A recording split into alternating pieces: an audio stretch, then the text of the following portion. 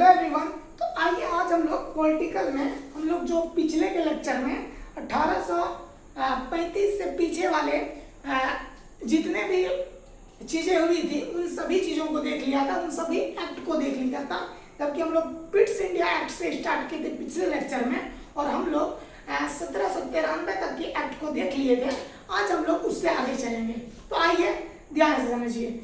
देखिए अभी हम लोगों ने 1793 के एक्ट देख लिया था, फिर उसके बाद हम लोगों ने 1813 का भी एक्ट देखा था और साथ ही हम लोगों ने 1833 का भी एक्ट देख लिया था, है ना, जिसमें पिलियन बेटिक जो था वो 1829 ईस्वी में क्या करता है तो सती प्रथा का अंत करता है, यानी कि 1833 के एक्ट तक हम लोग देख लिए थे। तो आज चलेंगे 1835 के एक्ट में, ध्यान से समझिएगा। हम स्टार्ट करते हैं 1835।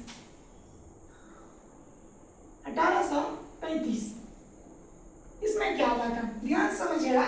इसमें यह कहा गया था कि पहली बार इसमें कहा गया था 1835 में कि सब जो अंग्रेजी शिक्षा था, अंग्रेजी शिक्षा को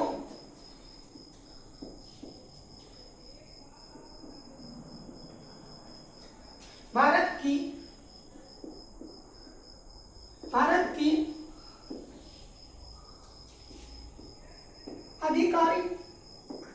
आधिकारिक शिक्षा घोषित कर दिया गया। क्या आधिकारिक शिक्षा घोषित कर दिया गया और साथ में ये कहा गया कि जो कंपनी है, कंपनी जो चीन के साथ और चाय के साथ व्यापार करता था, इसको भी 1835 के अधिनियम के तहत समाप्त कर दिया गया। इसको भी 1835 के अधिनियम के तहत समाप्त कर दिया। साथ ही पहली बार इसमें अंग्रेज को, इसको याद रखिएगा, पहली बार अंग्रेज को क्या किया गया था तो भूमि खरीदने का अधिकार दिया गया था। भूमि खरीदने का अधिकार दिया गया था इसी एक्ट के तहत। तो मुख्य रूप से तीन चीज याद रखिएगा कि इस 1835 के एक्ट के तहत सबसे पहला बात यह कहा गया था कि अंग्रेजी को क्या कर दिया तो भारत की आधिकारिक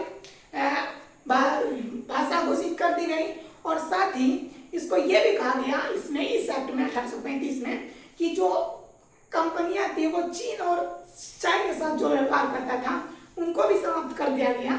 और इस एक्ट में यह भी कहा गया कि जो अंग्रेज हैं वो क्या कर सकते हैं, वो भारतीय जमीन को खरीद सकते हैं। इसका मतलब कि जमीन खरीदने का अधिकार इसी एक्ट के तहत मिला था।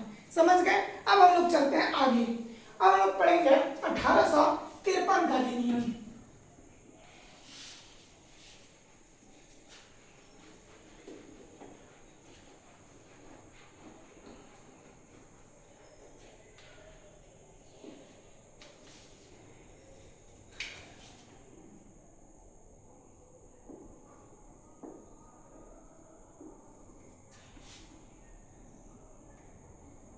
अगर 1853 के अधिनियम की बात किया जाए तो इसमें क्या किया गया था, इसमें क्या किया था, कंपनी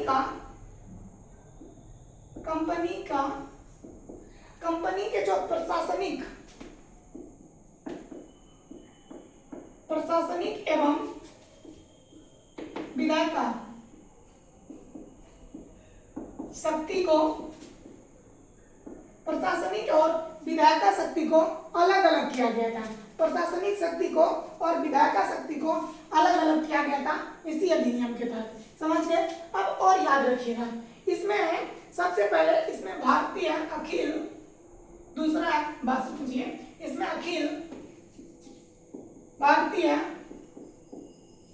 परिषद का, अखिल भारतीय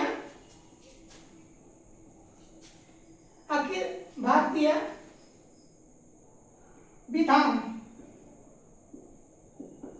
परिषद का गठन किया गया था।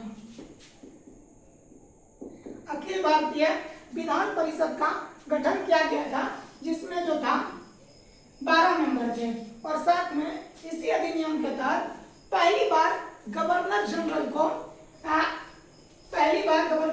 को कानून बनाने का और वीटो जारी करने का अधिकार दिया गया था। मतलब पहली बार जो गवर्नर जनरल था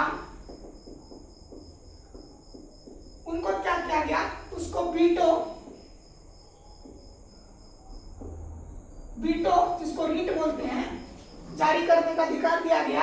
और साथ ही उसको क्या किया गया, वीटो जारी करने का अधिकार दिया गया। और साथ ही उसको याद रखिएगा विधि बनाने का अधिकार दिया गया।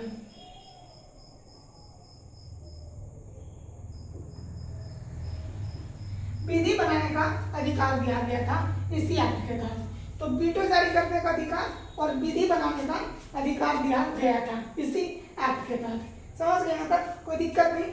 अब एक चीज और याद रखिएगा, इंपॉर्टेंट है और ये पूछा भी जाता है 1853 में। देखिए 1853 के एक्ट के तहत पहली बार आईसीएस, देखिए 1853 में ही क्या हुआ था, तो आईसीएस परीक्षा का आयोजन किया गया था। क्या किया गया था, आईसीएस परीक्षा का आयोजन किया गया था 1853 के एक्ट के तहत ही, 1853 के एक्ट के तहत ही। और ये कैसे होता था, लिखित, कब कैसे होता था, मतलब ये लिखित आयोजित किया गया था। और ये होता कहाँ पे था, तो ये होता था इंग्लैंड में। कहाँ पे होता था, इंग्लैंड में होता था। कब होता था, इंग्लैंड में होता था। इस समय जो वायसराय थे वो कौन थे, इस समय जो वायसराय पूछा जाता है, इस समय जो वायसराय था उसका नाम यहाँ लिख देते हैं, वायसराय। इस समय जो वायसराय था उसका नाम था रेडिंग। कौन था, तो इस समय वायसराय कौन था, रेडिंग। और इस समय जो भारत का गवर्नर जनरल था वो कौन था, तो याद रखिएगा इस समय जो भारत का गवर्नर जनरल था उसका नाम था डलहौजी। इस समय भारत का गवर्नर जनरल था, और भारत में आईसीएस एग्जाम कब स्टार्ट हुई, तो याद रखिएगा भारत में जो आईसीएस का एग्जाम स्टार्ट हुआ था वो हुआ था 1923 में। कब हुआ था, 1923 में भारत में आईसीएस का एग्जाम स्टार्ट हुआ था 1923 में। और इसी अधिनियम के तहत एक चीज और याद रखिएगा, यहाँ पे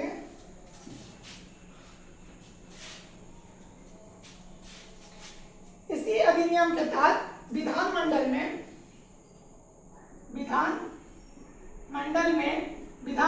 में जो सदस्य की संख्या है,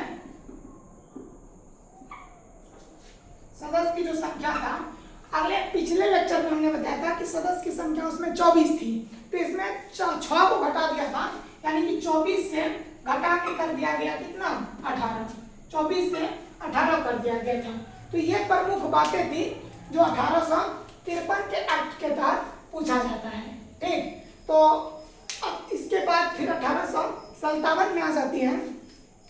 उसमें 1857 से यानी 58 से विक्टोरिया का दिन यानी कि रानी का दिन शासन होती है, तो उसको हम लोग दूसरे लेक्चर में पढ़ेंगे। और आज का लेक्चर को हम यहीं समाप्त करते हैं। धन्यवाद।